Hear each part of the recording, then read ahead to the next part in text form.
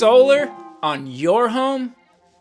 Don't waste your money. You are here because you want to know, should you get solar on your home? You want to know all the ins and outs that you can, and I'm here to help you with that. Let's jump right into it. I've got a bunch for you that I know it has helped me, it has helped my clients, and it will help you for sure when you're thinking about solar. All right, let's jump right in. So what could cost you a lot of money when you're thinking about solar? Definitely how you finance the solar is number one in my book.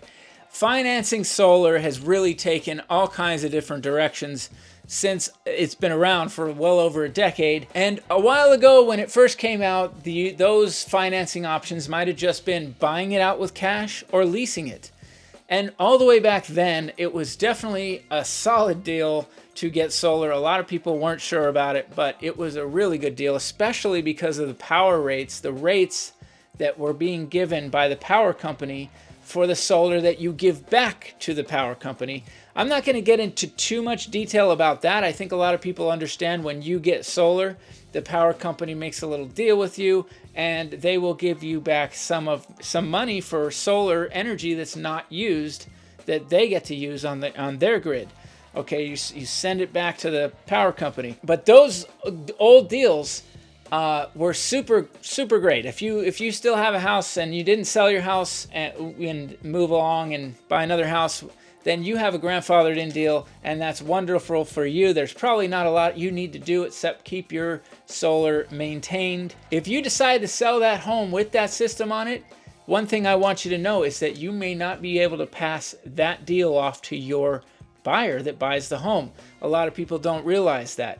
A lot of people don't realize, and even the agents that sell the homes don't realize that the solar agreement that has been made, however long ago it was, may not still be honored once a new owner is into that property.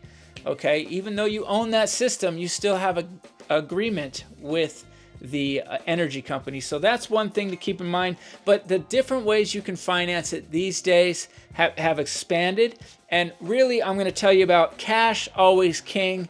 Cash will buy you a solar system at the best going rate. All you have to do is shop. Okay, and that means you want to get a couple of different solar companies out to you. And you want to make sure that they're offering the right warranties and you're getting the right equipment. I'm going to go over very quickly a couple of pieces of equipment that you should know about because you're going to want to decide between those. Now, these days, the panels are pretty darn good. I really haven't heard much of a concern when it comes to people getting this panel or that panel. I'm sure if you're really into the solar companies, the salespeople, they can tell you, oh, well, this one's going to be a lot better. But in Las Vegas, Nevada in particular, you don't have to have like the heavy duty stuff because we're generally not in an area where we're going to see too much weather that's going to come down and break that. Now, we have wind, but generally doesn't hurt solar. Could have hail, again, usually not large enough to do any damage to a solar system. If you happen to have a house that you might be worried that it's going to get hit by stuff, then yeah, maybe get the stronger solar panels. But other than that, I wouldn't worry about it too much. Let's go to loans. Loans, you need to understand one thing very, very important because the interest rates are much higher than they have been in the past. When I bought my system here, the interest rates were great. Okay, I could get a really good interest rate, and I didn't even do the shopping I should do. I probably could have got an even better deal back then, but I got a good deal and the rates were good. Okay, well, what's happened now is that the rates are high, and in order for people to get into these, sometimes people think they just want to get a better rate on their interest rate, and so they'll be given an option by a lender. Here's a lender that, here's your monthly payment, here's a better rate. But what they don't realize is there's dealer fees. You might have heard this in the car industry, dealer fees. Dealer fees can really, really up the amount that you owe on a solar system. Okay, so what you want to do is avoid dealer fees. I would rather pay a higher interest rate and not have any dealer fees on the back end of my solar purchase, okay, on my loan. Okay, so keep that in mind.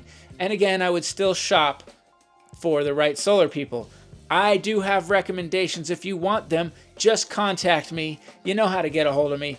contact me. I will give you at least 2 that I trust out there, and for different reasons, I'll tell you why. But let's jump in to lease.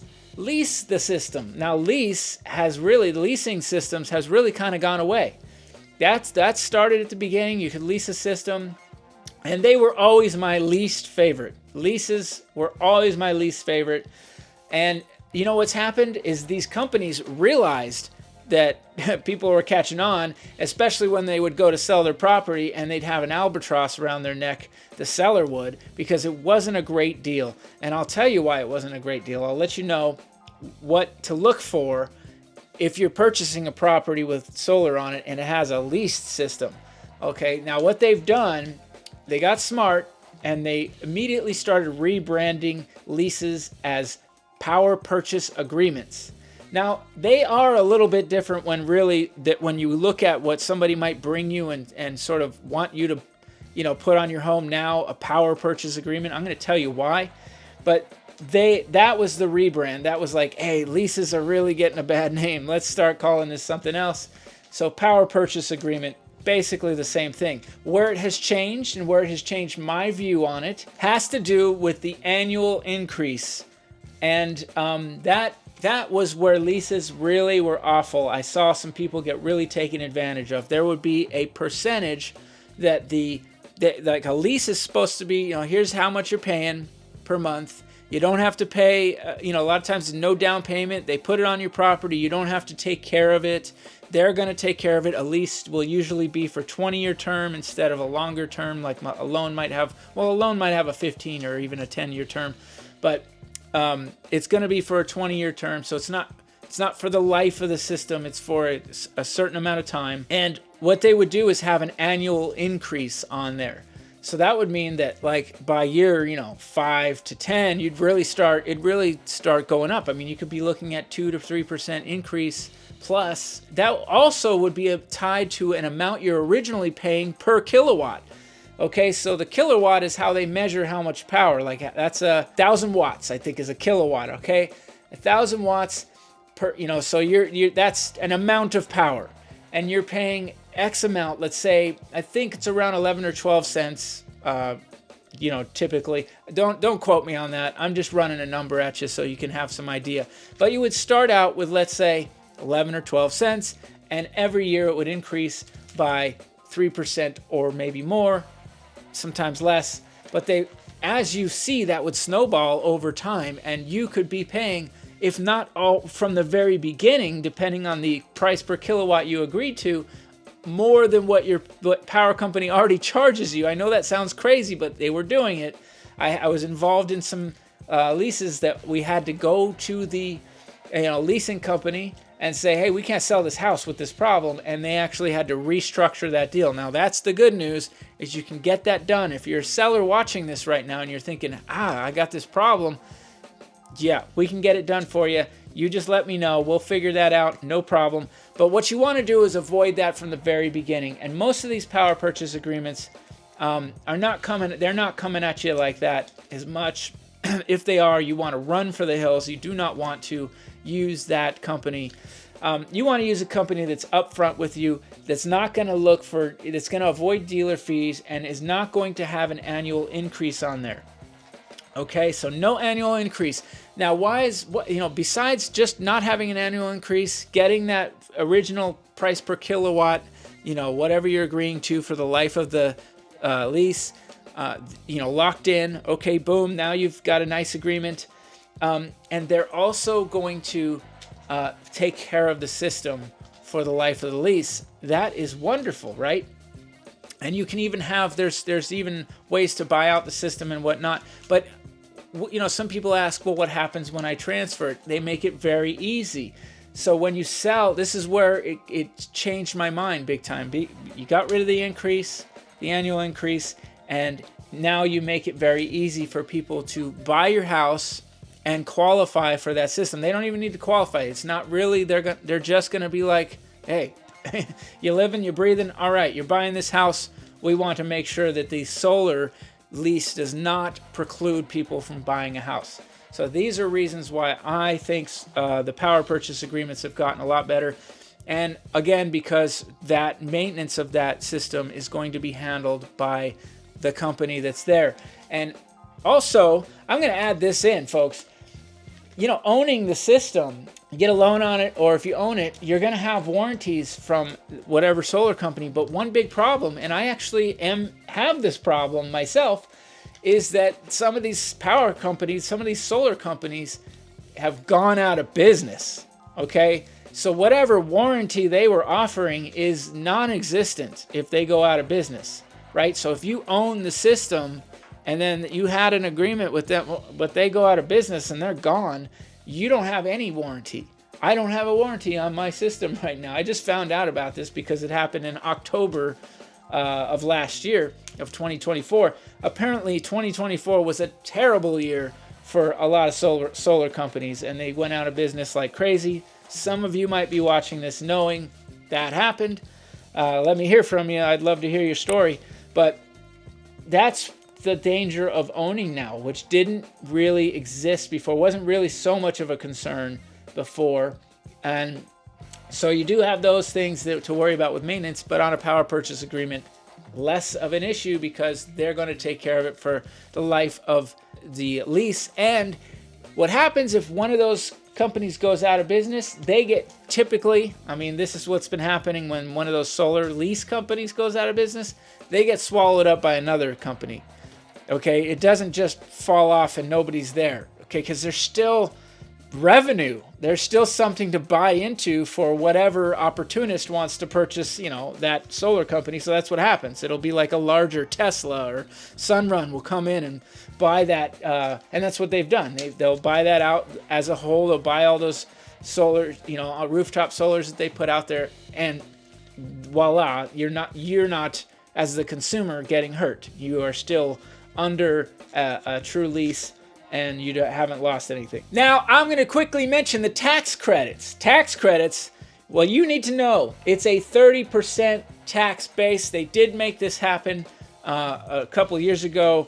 30% tax base. You could have up to 30% of that cost of that solar you're going to get a tax credit for it. But it's based off your tax base. So 30% of the unit's cost, but it's also off of your tax base. So in other words, if you don't owe, enough to cover that credit, well, then you're not going to get, given money back from the IRS. But if you pay taxes like I do, and they're substantial like mine are, you'll probably be able to cover your year of taxes. If not, you can spread it across multiple years. So that's the good news there. You can use a little bit in this year and maybe a little bit in next year and so on. Definitely talk to your accountant on how that goes, but that's a very, very quick understanding of that. And just putting it in a nutshell, you have to know that you're going to get 30% off the unit as a tax credit. But if you don't have enough that you owe to the IRS, well, then you're just not getting it. But again, it can be stretched over multiple years. So one last thing, if on the tax issue, if you're selling within 5 years, you could owe back whatever you got for a tax credit. That is something that you want to be careful of if you're taking those tax credits, okay? Just talk to me if you want more detail about that. Finally, really quickly, I'm going to let you know about something that I think is also important, which are the inverters that they use for these units. This has to do with how the power gets inverted and all that. And there are two different ones that have been brought to my attention. I have a Solar Edge. Had I known, I might have wanted to get an M-phase inverter instead of my Solar Edge, and it's just because of the warranty. Solar Edge has a 12-year extendable warranty. Okay, so the good news is for me or somebody that like you that might have a Solar Edge, you can extend your warranty as long as you do it before 12 years. You're going to have to pay, and I'm going to have to pay to do that, but it's something you can do. The M-phase inverter is warranted up to 25 years. Okay, there are some ins and outs of that warranty, but it's much longer warranty, and from what I understand, it's just a better inverter. Again, a Solar Pro can really get into the ins and outs of that, but I wanted to give you a quick question that you should have for anybody you're speaking with about purchasing solar. Okay, so if they don't know some of this stuff, maybe they're not the one you want to go to. Okay, if I know it and I'm just a real estate agent that's, I obviously have my own solar and I deal with them when we sell these properties, but I don't install them. I'm not an expert. I know what you need to know when it comes to buying a house with them and then selling a house with this stuff. Okay, and by the way, if you're selling a house or buying, you're going to sign a document. I'm going to put it up here, a document. Oh, hey, kitty. It's a solar addendum that if you're the buyer, lets you know what kind of solar you're getting. And on that addendum, it really needs to describe what unit you have there. So sellers, make sure you describe that properly and accurately. If your agent isn't able to help you, well, they should be. So I certainly can help you with that. So remember, when you're ready anytime, you know how. I'm Rob Howe. I'm all about houses and now you know how to buy a house with solar or sell a house with solar. So if you got any questions, let me know. I have some people for you. You want some recommendations? I got them. I'll send them over to you. They'll come to your house and let you know all about what they can do for you putting solar on your home. Last thing I need you to do is have a great day, everybody. Thank you for watching. I'll see you on my next video.